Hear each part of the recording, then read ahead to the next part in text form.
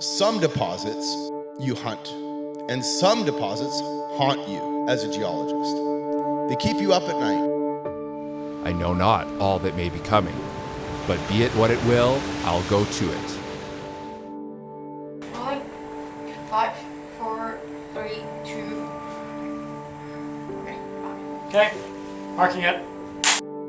Hi, and welcome to Pirate Gold Corp. My name is Tim Froud. I'm president of Pirate Gold, and I'm very excited to be here today. Good morning to the audience out there. Today marks a pivotal moment, a very critical time in the Canadian landscape and the world of discovery.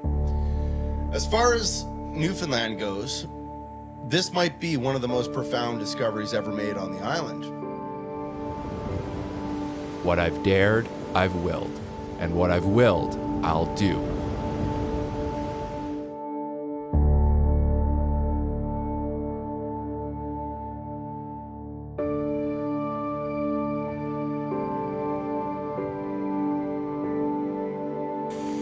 Yeah. Oh, I don't know. Oh. What's that?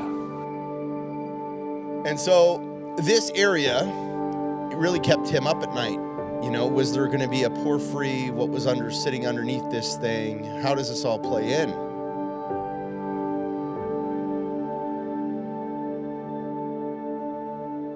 Today I'm going to talk to you about Moby Dick, aka Crippleback. No. I think I've seen something. No, you don't. Yeah, I do. No, you don't. Yeah, I do. Buddy.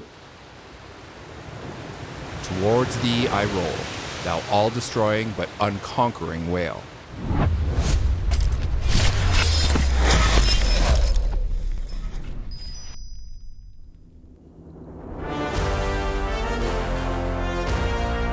Today, Pirate Gold is announcing an exciting discovery. But first, let's go back to the beginning. Here's our president, Tim Froud, to set the stage. Hi, and welcome to Pirate Gold Corp. My name is Tim Froud. I'm president of Pirate Gold, and I just want to back up a little bit today, and for those that aren't all that familiar with Crippleback, maybe just a little background as to how we came to get it and how we got to where we are in 2026 with a couple of drills turning and lots more holes coming. And that all started in 2023 when we became aware of some logging operations that had started up on the northern boundary of the property. So we decided to take a look in and see if we could see any new outcrops or anything that they may have stirred up. And sure enough, we ended up finding some occurrences of copper right in the ditch, right in the roadside. So it kind of started from there. And we did a little bit more prospecting, and as they were cutting, of course, we were finding more showings of copper and gold and a bit of silver. And to the point where in 2024, we decided it was time to drill test some of these things. And we ended up drilling a 9-hole program. It was just a short program, 1,800 meters. We ended up drilling a hole, I think it was at least 200 meters, maybe 250, 300 meters. And we're still in alteration. So we had to shut the hole down because at that point, that was our northern property boundary. We would have undoubtedly continued the hole had the property boundary been further north, but no, we had to stop right there. So that was in 2024. Thankfully, the boys came along, and obviously with a much more robust treasury, we are where we are now.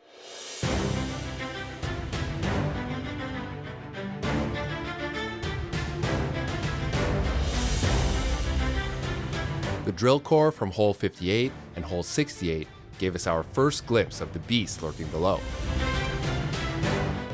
Big zone of copper mineralization here. Everywhere through this stretch is running copper. So these are the actual, kind of preliminary composite numbers we're getting, but this is the copper column here.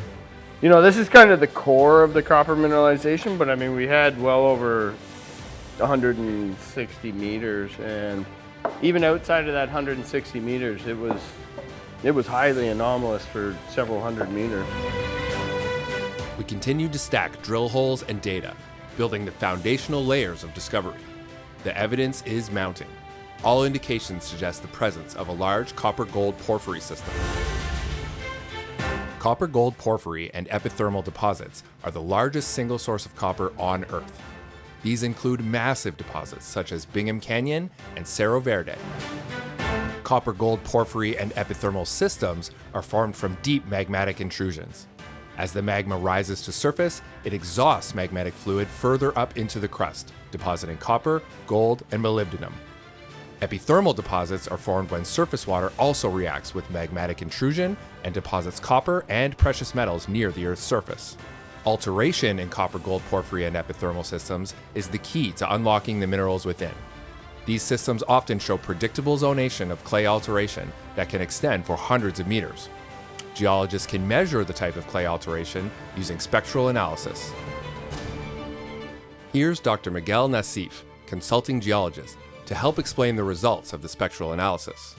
It's very exciting, very interesting results that we have so far. This is, for example, hole 64, and I'm looking at the spectral geologist software to help us better understand that signature that we've been getting from the clay minerals. So clay minerals, as we know, it's extremely important.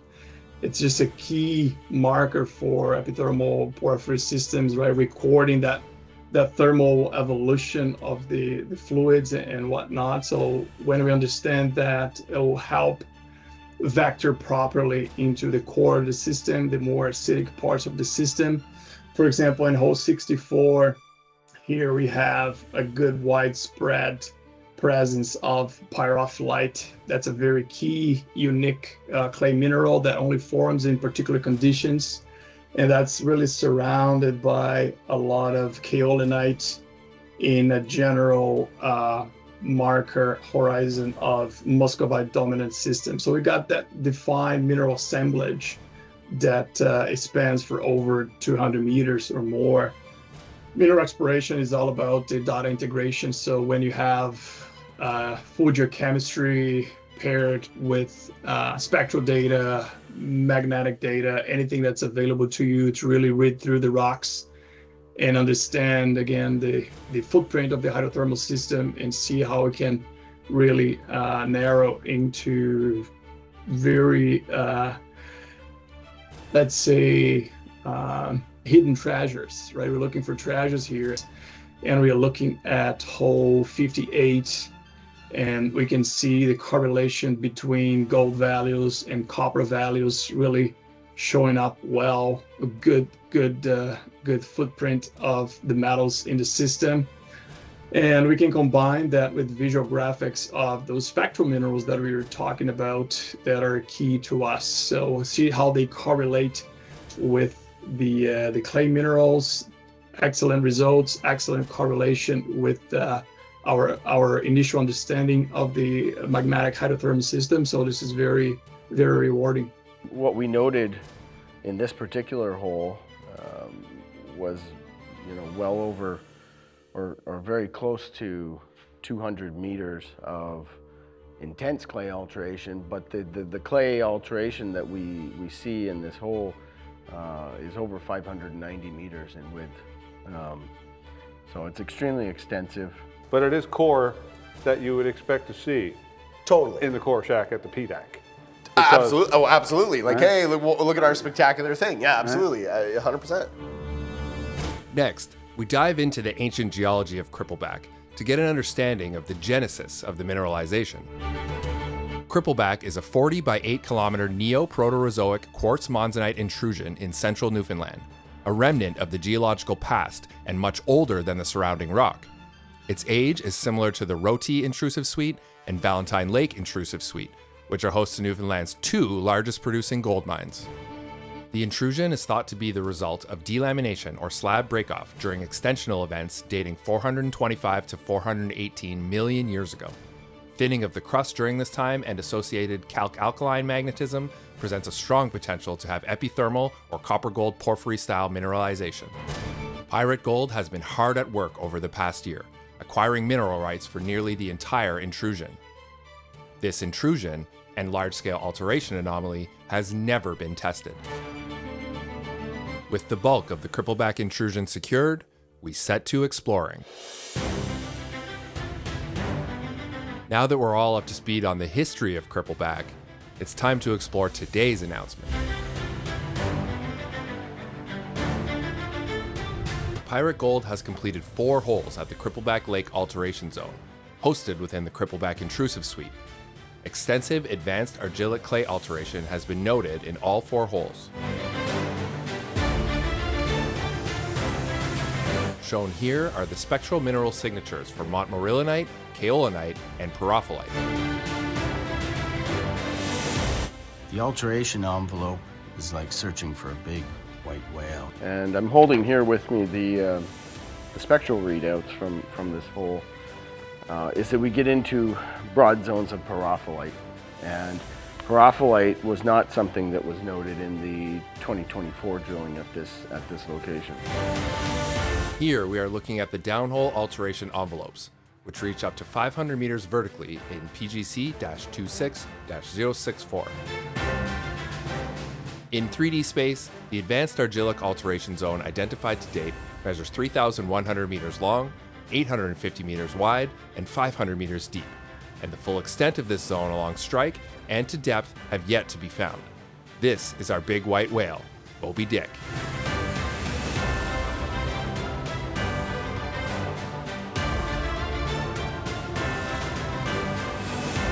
Within the alteration halo, we can see broad zones of copper and gold mineralization. PGC-26-058 intersected 112.4 meters of 0.38% copper equivalent. PGC-26-068, located 115 meters up dip, intersected 180.8 meters of 0.54% copper equivalent, including 49.4 meters of 1.48% copper equivalent. All of this is within an anomalous interval of 329.6 meters of copper mineralization. A further 650 meters to the north, PGC-26-064 undercut the core of the system but intersected anomalous copper mineralization, indicating the system is still fertile to the north. Both the alteration envelope and mineralized envelope are only constrained by drilling at this time. Further drilling is underway as part of Pirate Gold's 50,000 meter ongoing program. Looking at the big picture, Moby Dick isn't the only area of copper mineralization within the project. We see copper, gold, and molybdenum showings throughout the 35-kilometer-long intrusive suite. Moby Dick isn't just one zone, it's an entire copper-gold porphyry epithermal district in the making. All this, and we're still very early in the discovery process. We still have several layers of data to stack onto the pile. In 2024, only 10 documented mineral occurrences were found in government databases. Since early 2026, Pirate Gold has undergone the largest data compilation ever amassed over the Crippleback Intrusive Suite. This includes digitizing 495 maps, 1,200 till samples, 1,600 rock samples, and 24,000 soil samples. Historical data is often filled with the things of legend. Friday, the 10th of August, 1951. Dear Eric, in the course of my amblings in this God-forsaken area, ran across a couple of guys who have been doing a bit of prospecting in a pyrite zone. That pyrite zone seems to be quite extensive. I quote, 30% copper and 3% gold. Regards, Bill Higgins. And sometimes, those legends lead us to real treasures. A recent review of Asako's files found a 1951 report mentioning pyritic and auriferous float along Clipperbrook. Re-logging of the drill holes indicated a broad zone of advanced argillic alteration in hole DL4. The newly compiled data is revealing these treasures, uncovering an additional 100 showings of copper, gold, and molybdenum mineralization. Starting in May 2026, the Pirate Gold Summerfield program has uncovered an additional 79 copper occurrences in the vicinity of Moby Dick, demonstrating the widespread nature of mineralization in this region. This work continues throughout Crippleback. Looking at the project as a whole, we start to see that Moby Dick isn't the only area to potentially host copper porphyry epithermal zones. There are 10 regions of potential along 32 kilometers. This is a copper-gold district starting to take shape.